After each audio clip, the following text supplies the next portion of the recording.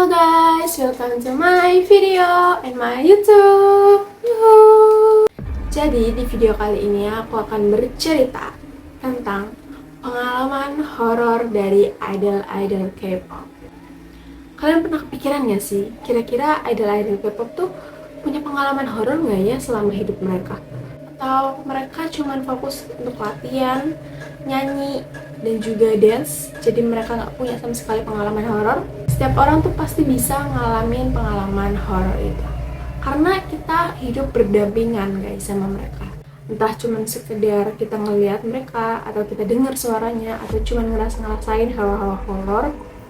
Pasti menurut aku setiap orang ngalamin pengalaman horornya mereka masing-masing. Dan untuk kali ini aku akan bercerita beberapa pengalaman idol K-pop Korea yang udah aku cari di internet. Tanpa nunggu berlama-lama, ayo kita simak ceritanya. Cerita pertama ada dari Wonu Seventeen.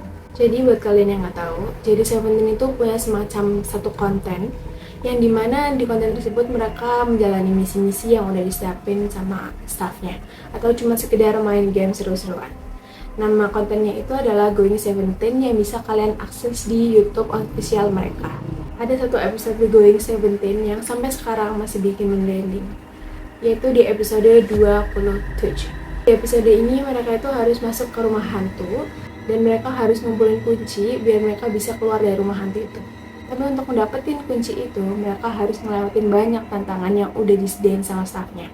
Yaitu salah satunya adalah mereka harus menghindar dari hantu-hantu bohongan yang udah disiapin sama staffnya. Seperti biasa, mereka ini dibagi jadi beberapa kelompok. Karena kalau tiba-tiba mereka masuk ber-13, jatuhnya mereka tawuran ya guys ya. Sampailah di mana giliran kelompok Wonu sama Jonghan. Awalnya mereka itu masuk dengan hati-hati, terus pelan-pelan mereka berusaha menghindar dari hantu-hantu yang udah disiapin sama staff karena mereka itu nggak boleh ketangkap sama sekali. Mereka berusaha buat tenang meskipun kadang ada suara-suara langkah kaki atau suara pintu-pintu dibuka tutup gitu, tapi mereka berusaha tenang untuk mendapatkan kuncinya biar mereka bisa keluar dari rumah hantu tersebut. Singkat cerita, akhirnya mereka berhasil keluar dari rumah hantu itu bareng-bareng. Ketika mereka keluar itu udah ada beberapa member yang memang udah nyelesain misi itu sebelum dari mereka. Mereka cerita-cerita biasa di luar tentang gimana pengalaman mereka pas lagi di dalam rumah hantu itu. Tapi ketika lagi asik-asik cerita gitu ya, tiba-tiba Wonu nanya ke staffnya, Itu yang di ruang tengah tadi patung ya? akhirnya Wonu tuh jelasin kalau dia sempat lihat cewek. Tapi anehnya si cewek ini tuh diem aja. Beda sama hantu-hantu bohongan yang emang udah di-setel sama staff di situ. Dia cuma diem aja ngeliat ke arah Wonu tanpa ngejar sama sekali. Anehnya, Jonghan nggak lihat perempuan itu sama sekali. Dan yang lebih menyeramkan, ketika dia konfirmasi ke staff bilang, Kita nggak ada masukin aktor cewek sama sekali. Kita cuma masukin aktor cowok untuk jadi hantu bohongannya. jadi siapa dong yang lihat sama Wonu? 네, 여기 한 명 더 있어, 살인마.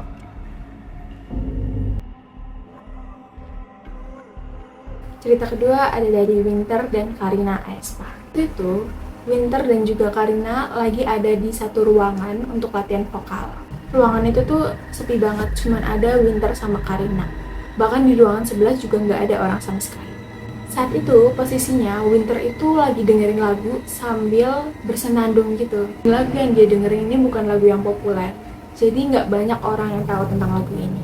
Ketika dia lagi asik-asik bersenandung, tiba-tiba dia denger ada orang yang ikut nyanyi bareng dia.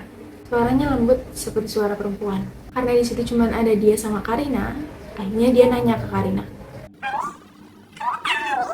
Karina menjawab dengan gelengan pelan dan berkata, Nggak tahu? suara itu begitu jelas dan nyata.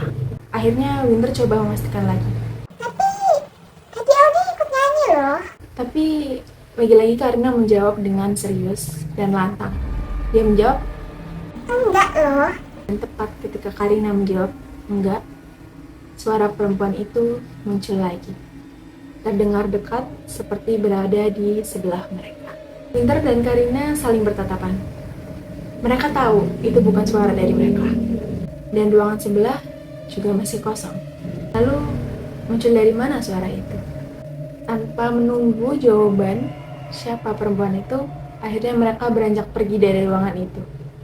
Dan entah siapa yang menyanyi karena dia sama. Dunia keren juga bisa nyanyi lagunya. Jangan-jangan semasa hidupnya si hantunya tuh tiny deh. Cerita selanjutnya datang dari salah satu member Treasure, yaitu Yoshi. Di salah satu live-nya, dia itu sempat cerita tentang pengalaman horor yang pernah dia alami di gedung YG. Suatu hari, Yoshi ini jalan menuju ke studionya Asahi sendirian. Jadi kalau misalkan mau ke studionya Asahi, itu kayak ngelewatin semacam lorong gitu. Nah di lorong itu tuh ada beberapa ruangan, nggak cuma ruangan Asahi. Nggak jauh dari ruangan Asahi itu ada ruangan studionya Yunso. Nah saat Yoshi udah mau masuk ke studionya Asahi, dia sempat lihat di sekelibat matanya ada seseorang yang juga masuk ke ruangan studionya Yunso. Dia ngelihat dari arah lutut sampai kakinya. Jadi dia nggak lihat full badan, jadi dia cuma lihat dari lutut sampai kakinya jalan masuk ke ruangan Yunso. Sama halnya kalau kita udah lihat orang masuk ke ruangan, kan pasti kita nggak lihat full badannya kan, karena badannya mungkin udah masuk duluan dan kita cuma lihat kakinya, kaki yang terakhir itu masuk juga ke ruangan. Karena kebetulan hari itu dia belum ketemu sama Hyunsuk sama sekali, akhirnya dia mutusin mampir dulu ke ruangan Hyunsuk sebelum dia kerja di ruangan Asahi. Tanpa pikir panjang, akhirnya dia masuk ke ruangan Hyunsuk. Dan setelah dia lihat, gak ada orang sama sekali. Studionya tuh hening, gak ada suara, bahkan komputer yang biasanya dipakai oleh Hyunsuk itu mati. Jadi, siapa yang Yoshi lihat tadi masuk ke dalam?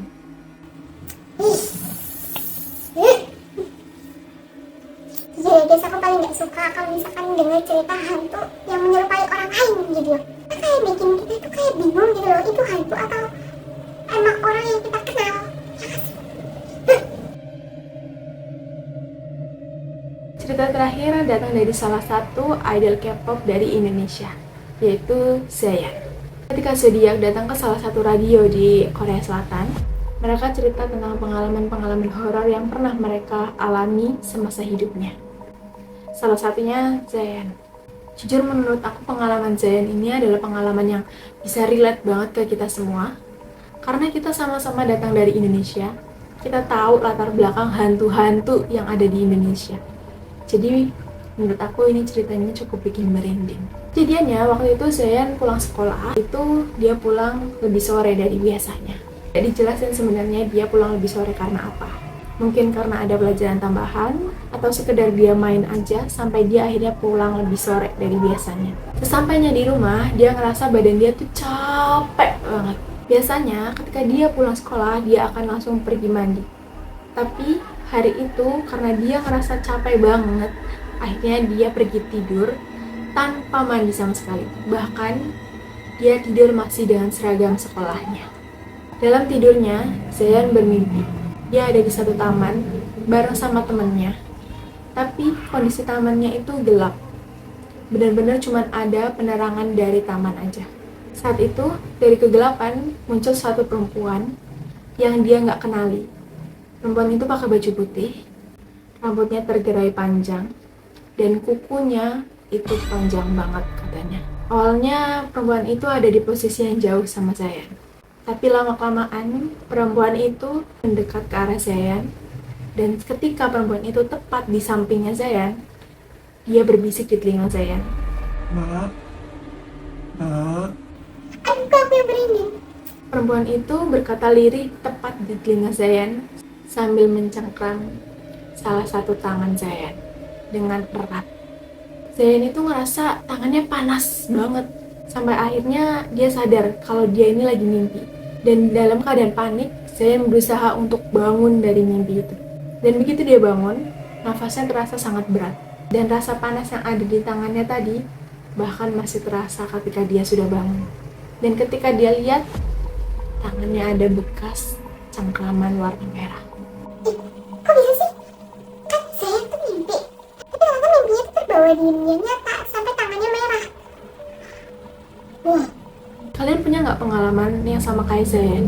Kalau aku pribadi, aku sering mimpi tentang horor. Tapi alhamdulillah nggak pernah yang sampai ke bawah kenyataan sampai kayak gitu. Jujur kalau sampai ke bawah kenyataan, agak serem juga ya. Oke guys, mungkin segitu dulu video dari aku. Makasih kalian udah nonton. Buat kalian yang mau request konten, boleh komen di bawah. Aku harus bikin konten apa lagi. Dan apakah kalian suka dengan video ini? Kalau kalian suka dengan video ini, jangan lupa like, komen, dan subscribe. Dan buat kalian yang mau tag-tag aku di video TikTok ataupun Instagram, ada di sini. Boleh banget untuk aku reaction lagi bareng kalian. Makasih udah nonton videonya. See you in another video. Bye-bye!